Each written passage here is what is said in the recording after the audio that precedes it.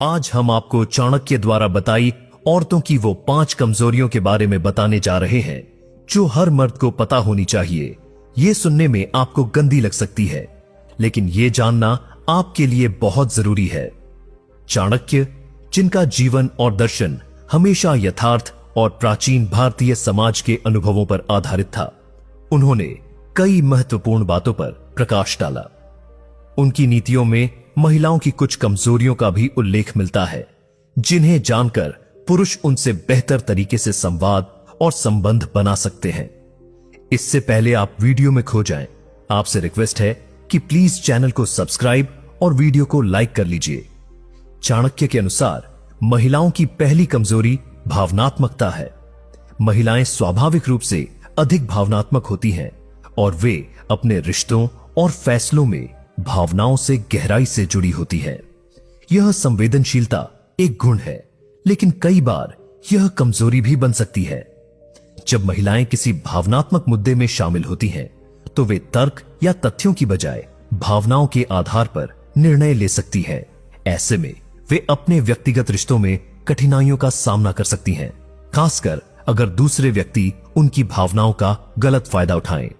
भावनाओं के आधार पर लिए गए फैसले कभी कभी महिलाओं को अस्थायी खुशी दे सकते हैं, लेकिन दीर्घकालिक रूप में वे उन्हें नुकसान पहुंचा सकते हैं।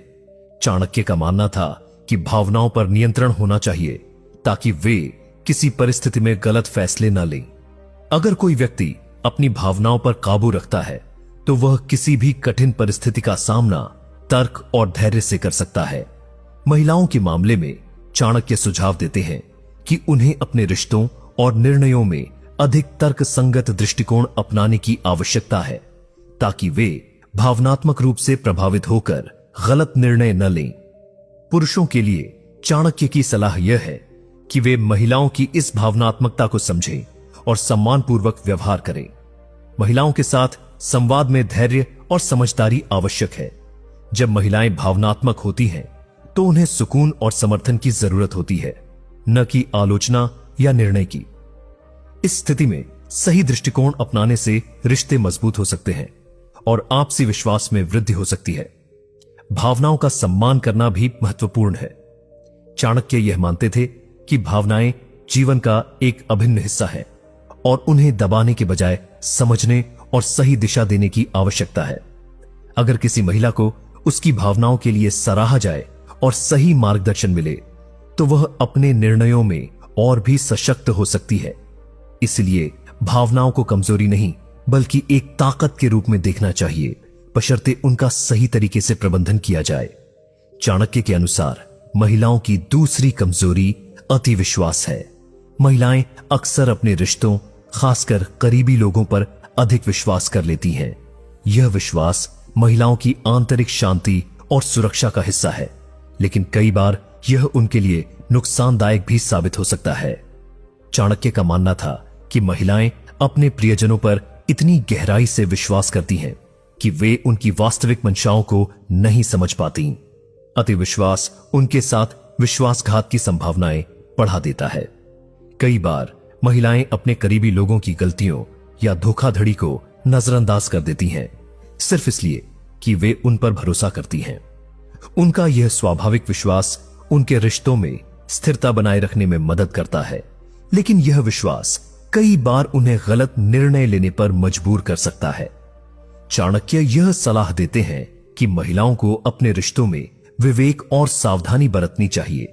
हर किसी पर आंख मूंद कर विश्वास करने से उन्हें धोखा मिल सकता है और वे भावनात्मक रूप से आहत हो सकती हैं।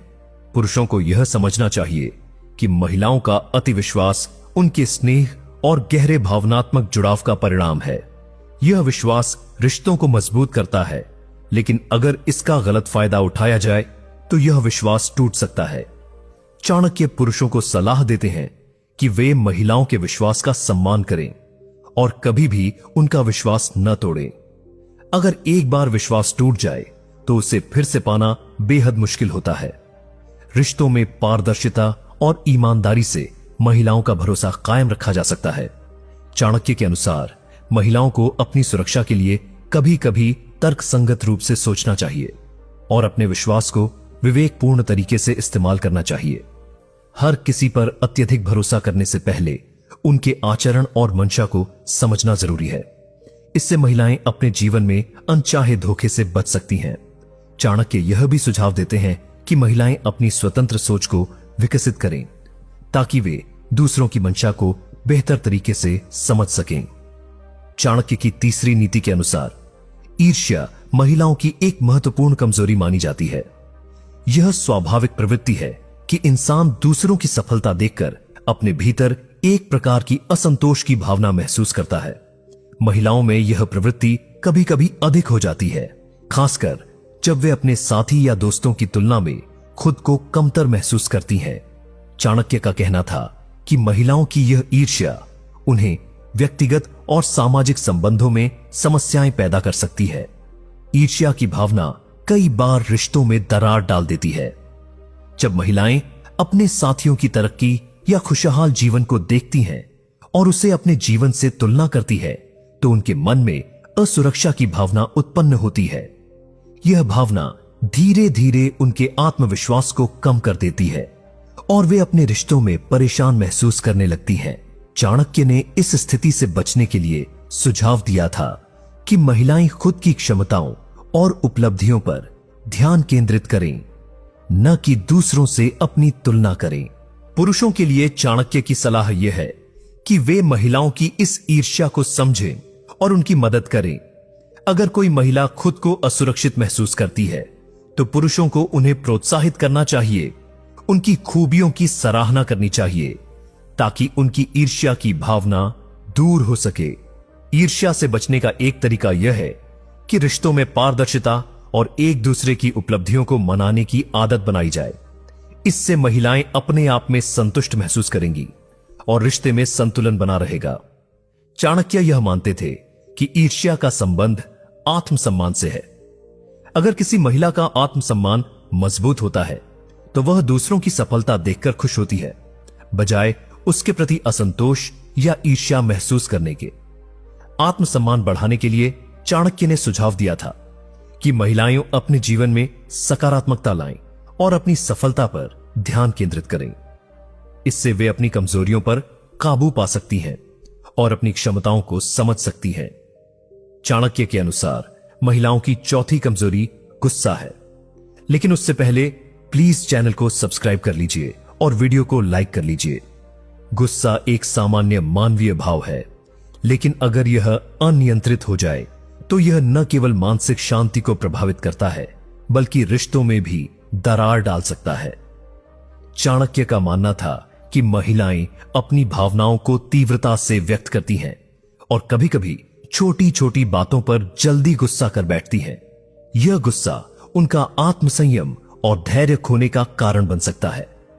जब महिलाएं गुस्से में होती हैं तो वे कभी-कभी ऐसे फैसले ले लेती हैं जो उनके लिए हानिकारक हो सकते हैं। गुस्से में लिए गए फैसले ज्यादातर समय तर्क और विवेक से रहित होते हैं। चाणक्य का कहना था कि महिलाओं को अपने गुस्से पर नियंत्रण रखना चाहिए और किसी भी परिस्थिति में धैर्य बनाए रखना चाहिए।